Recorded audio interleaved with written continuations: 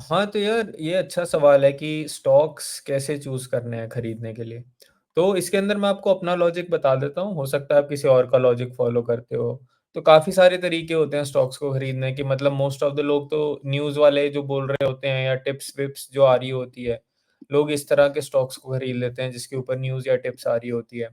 या फिर कुछ लोग एक डिफरेंट स्टाइल फ़ॉलो करते हैं कि भाई स्टॉक इस तरह से जा रहा है, यहाँ पे नीचे आया तो ये अगर थोड़ा बहुत ऐसे-ऐसे कर गया यहाँ पे तो ये सपोर्ट बन गई, डबल बॉटम बन गया तो इसको सपोर्ट पे खरीद लो और ये कोई रेजिस्टेंस-वेजिस्टेंस बोलते हैं लोग इसको कि भाई यहाँ पे बेच लो।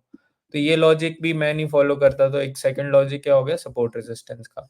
मैं आपको मतलब थोड़ा अपना थॉट प्रोसेस बता देता हूँ कि मैं किस तरह से स्टॉक्स के बारे समझता हूँ और बहुत आसान है, मतलब इसमें कुछ बहुत ऐसे बड़ा कुछ मुश्किल नहीं बताऊँगा मैं आपको, बहुत लॉजिकल सी चीज़ें बताऊँगा क्योंकि मैं स्टॉक्स को लॉजिकली पिक करने में विश्वास रखता हूँ और लॉजिक इनफ होना चाहिए स्टॉक्स को खरीदने के लिए। आपको इसके ऊपर कुछ और दिमाग नहीं लगाना चाहिए। कोई फंडामेंटल वगैरह भी ज़्यादा नहीं देखेंगे, थोड़ा बहुत देख लेंगे, ठीक है? तो मैं आपको एक स्टॉक बताता हूँ जिसके बारे आप मतलब सब लोग जानते होंगे, वो है ज़ोमैटो, ठीक है? अब ज़ोमैटो एक इस तरह का ऐप है, एक इस तरह का प्रोडक्ट है, जो आई थिंक पूरी स्टॉक मार्केट में से ज़ोमैटो ही एक ऐप होगा, जिसको हम सब लोग सबसे ज़्यादा यूज़ करते होंगे। मतलब हमारे पास एचडीएफसी बैंक में बैंक अकाउंट भी हो सकता है, एसबीआई का बैंक अकाउंट हो सकता है, टाटा की गाड़ी हो सकती है, मारुति की गाड़ी हो सकती है, सब कुछ हो सकता है। बट ज़ोमैटो आई थिंक फिर भी सबसे ज़्यादा करीब होता है और ज़ोमैटो को हम काफ़ी क्लोज़ली समझ भी सकते हैं और बहुत आसान है ज़ोमैटो को समझना। तो यार ज़ोमैटो के अंदर एक चीज़ आप समझो कि अगर आप ज़ोमैटो को यूज़ करते आ रहे हैं ना, आपने एक चीज़ देखी होगी कि ज़ोमैटो पिछले 2-3 साल मतलब जो 2022 चल रहा था या 2023 चल रहा था, तो 22-23 के अंदर ज़ोमैटो बहुत सारे कैशबैक्स दे रहा था, ठीक है? ज़ोमैटो के ऊपर पहले क्या होता था कि भाई अगर मैं रेस्टोरेंट के अंदर कोई चीज़ ₹200 में खा सकता हूँ, ठीक है? तो ज़ोमैटो के ऊपर अगर मैं उसको ऑर्डर करता हूँ, उसके बाद वो डिलीवरी फ़ीस लगाता है, फिर वो मेरे को कैशबैक देता है, फिर कूपन-वूपन देता है, फिर वो ये सब करता है, तो भाई मेरे को चीज़ रेस्टोरेंट से सस्ती घर पे मतलब ₹180 में मेरे घर आ जाती थी चीज़, ठीक है? पहले ऐसा होता था। अब ज़ोमैटो के ऊपर क्या होने लग गया कि यार जो चीज़ रेस्टोरेंट के अंदर ₹200 की है ना, वो ज़ोमैटो के ऊपर आपको ₹250 की दिखेगी। अगर आपको इसका सबसे आसान एग्ज़ाम्पल देखना है तो यार डोमिनोज़ खोल लो। डोमिनोज़ के ऐप से प्राइस देख लो डोमिनोज़ के एक पिज़्ज़ा की और सेम चीज़ की प्राइस आप ज़ोमैटो पे देख लो। आपको वहीं पे दिख जाएगा भई ₹30-40 का फ़र्क है। तो ज़ोमैटो अब क्या करने लग गया कि ज़ोमैटो के ऊपर अब प्राइसेज़ ज़्यादा होने लग गई हैं एंड प्लस अब ज़ोमैटो ने कैशबैक, डिस्काउंट्स ये सब देना थोड़ा कम कर दिया, ठीक है? तो इससे आपको क्या समझ आ रहा है कि भाई जो चीज़ पहले ज़ोमैटो का लॉस होता था, जो ज़ोमैटो का मार्केटिंग का बजट था, कैशबैक के अंदर जो कंपनी पैसा खर्च करती थी, लॉस लेती थी ताकि कस्टमर आ जाएँ उसके बाद, अब कस्टमर आ चुके हैं, अब कंपनी पैसे बनाने की तरफ जा रही है। तो इस तरह की कंपनी को आपको चूज़ करना चाहिए जो लॉस से प्रॉफिट में जा रही है, जो अब आके पैसे कमाने की तरफ जा रही है, ठीक है? तो ज़ोमैटो का अगर हम ये देखें ठीक है, प्राइस वगैरह छोड़ दो आप, मैं कभी प्राइस देख के स्टॉक नहीं खरीदता। जब मैं प्राइस देख के स्टॉक नहीं खरीदता तो मैं ना उसकी सपोर्ट रेजिस्टेंस देखता हूँ, ना चार्ट देखता हूँ। इस वाले हिस्से से मेरे को कोई मतलब नहीं। यहाँ आता है थोड़ा, ठीक है?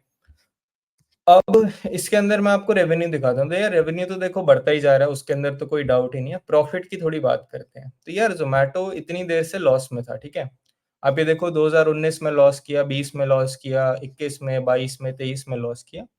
अब जाके ज़ोमैटो प्रॉफ़िट में आ गए, 2 करोड़ का प्रॉफ़िट, ये 30 करोड़ का प्रॉफ़िट, एक ₹100 का 100 करोड़ का प्रॉफ़िट। 100 करोड़ बहुत बड़ा नंबर होता है, एक इंसान के लिए, बट एक कंपनी के लिए 100 करोड़ बहुत छोटा नंबर होता है, ठीक है? तो छोटा-छोटा प्रॉफ़िट है। बट जो ज़ोमैटो अब कर रहा है ना, अब ये छोटे प्रॉफ़िट को बड़ा करने वाला है ज़ोमैटो, ठीक है? अब इसके अंदर पता है क्या होगा? अगले क्वार्टर में हो सकता है इसका प्रॉफ़िट 250 करोड़ का आ जाए, फिर 300 करोड़ का आ जाए, 350 करोड़ का आ जाए। अचानक से फिर पता है क्या होगा? अचानक से ये जो पी रेशियो आपको 500 की दिख रही है, अगर आपको पी रेशियो समझ आती है, नहीं समझ आती तो कोई बात नहीं। ये पी रेशियो जो आपको 500 की दिख रही है ना, यही पी रेशियो आपको 50 की या 100 की दिखने लग जाएगी।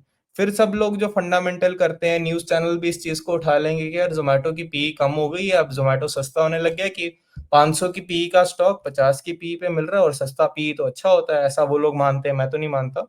वो लोग ऐसा मानते हैं तो वो लोग भी खरीदने लग जाएँगे। तो एक बार न्यूज़ चैनल वाले खरीदवाने लग गए ना ज़ोमैटो को, उसके बाद फिर ये टिप्स वाले और ये व्हाट्सएप ग्रुप, टेलीग्राम ग्रुप वाले खरीदवाने लग जाएँगे। फिर यूट्यूब वाले भी इसके ऊपर वीडियोज़ बनाने लग जाएँगे कि भाई ज़ोमैटो पहले कितना लॉस में होती थी, अब कितना प्रॉफ़िट में आ गई। तो बस ये चीज़ के लिए हमें खेलना है। तो हमें बस इन ये सब लोगों को ये बेसिक जो गँवार लोगों की ये लो आईक्यू वाली थॉट होती है, ये बस लो आईक्यू लोगों से अगर आप बेटर कर लोगे ना, तो मतलब यही है कि अ, मार्केट के अंदर ज़्यादा लोग पैसा बनाते ही नहीं। अगर आप बस इनसे बेटर कर लो जो लोग लॉस कर रहे हैं, आप अपने आप प्रॉफिट में आ जाओगे, आप अपने आप पैसे बना लोगे, ठीक है? तो ये एक लॉजिक इस तरह से समझ के देखो कि यार ज़ोमैटो की ये ऐप है, उसके ऊपर कैशबैक आ रहे हैं कि नहीं आ रहे, ये चीज़ आपको पता है। ये चीज़ आप खुद फ़ील कर सकते हो, ठीक है? एक और आपको चीज़ दिखाता हूँ। तो अगर मैं गूगल पे जाके तो ज़ोमैटो के फाउंडर का नाम ना दीपेंद्र गोयल है। तो यार ये देखो, अब मतलब लोग क्या-क्या करते हैं कि भाई एक तो कंपनी का एनालिसिस करो, एक उसके प्रॉफिट लॉस का एनालिसिस करो। तो हमने प्रॉफिट लॉस का एनालिसिस तो कर लिया, कंपनी क्या करती है आपको पता ही है। और अब करते हैं हम इसका फाउंडर का एनालिसिस या फाउंडिंग टीम या टीम कितनी अच्छी है, मैनेजमेंट कितना अच्छा है। तो यार उसके लिए ये देखो, मैंने दीपेंद्र गोयल कार्स टाइप किया गूगल पे, आप भी कर सकते हो। ठीक है? इसके पास देखो गाड़ियाँ कौन-सी है, इसके पास है भाई फेरारी रोमा, लैम्बोर्गिनी उरुस, ठीक है? Porsche 911, Aston Martin DB11, Mercedes AMG, ठीक है? BMW M8 and more. कितनी गाड़ियाँ होगी मतलब 7-8 तो यही होगी, उसके अलावा और भी हैं, ठीक है? और इसने क्या किया भाई इस बंदे ने अ, इंडिया की फर्स्ट एस्टन मार्टिन ये DB11 खरीदी है, जो भी ये गाड़ी है, फर्स्ट है ये बंदा जो इसने खरीदी है इंडिया के अंदर। तो यार ये समझो कि जिस बंदे का शौक इतना बड़ा होता है ना, जिस बंदे का खर्चा इतना बड़ा होता है कि भाई वो 4.5 करोड़ की एक गाड़ी खरीद रहा है और मतलब 7-8 उसने खरीद ली है, तो मतलब 100 करोड़ तो उसने गाड़ियों पे ही खर्च कर दिया है। उसकी कंपनी 100 करोड़ का प्रॉफिट मुश्किल से बना रही है। उस बंदे ने अकेले ने 100 करोड़ तो गाड़ियों पे ही खर्च कर दिया।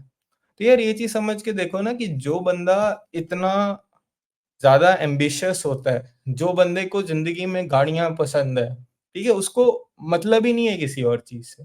वो काम में मेहनत करता ही रहेगा, वो अपनी कंपनी को बड़ा बनाने में लगा ही रहेगा क्योंकि उसके सपने इतने बड़े हैं। जिस बंदे के सपने इतने बड़े होंगे ना, मतलब ऐसा समझ लो कि आपका सपना है क्या कि आप ये गाड़ियाँ खरीदो? शायद आपका सपना होगा कि आप इनमें से 1 गाड़ी खरीद लो या 2 खरीद लो। उसने ऑलरेडी 8 खरीद ली हैं, वो और भी खरीदेगा। उसको और कुछ नहीं करना है ज़िंदगी में। यार जिस बंदे का सपना इतना बड़ा है ना, जिस बंदे के सपने आपसे बड़े हैं, उसको पैसे दे दो अपने, वो ऑलरेडी बना देगा। वो बनाता आ रहा है, उसको अपने सपने पूरे करने के लिए पैसे बनाने ही पड़ेंगे। आप उसके पैसे बनाने के स्टोरी के अंदर बस एक हिस्सा बन जाओ, ठीक है?